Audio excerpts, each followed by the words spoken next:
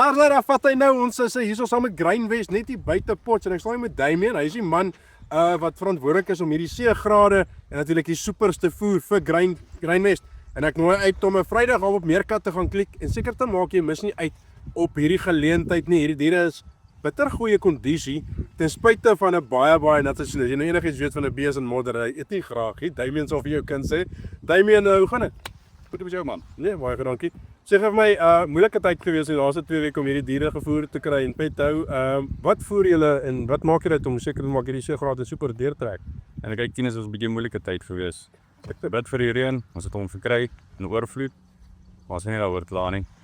Jong, ja, hierso ons voer ons eie beeste en dan custom feed ons nou vir die ander manne ook, soos jy nou kan sien hierso. Ons is 'n voerkraal wat gedrewe daarop is om 'n dier te voer soos dit die natuur onderstel was om hom te voer. So ons te hoë bevoer tipe rantsoen wat ons hierso die beeste gee en ons kry net vir resultate geluid. So julle hier kan sien uitstekende resultate. Ja. Enige stimulante wat jy gebruik om seker te maak dat die groei binne gebeur en hy ons sy abattoirs weer dag kwaliteit het. Ja, kyk, ons meng ons eie voer en ons eie konsentrate en in die konsentrate het ons nou al die honofore en al daardie tipe wat die beeste nodig het.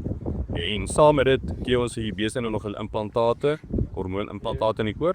En op die laaste 30 tot 40 dae rond is hulle nog af met Zolpetrol ook.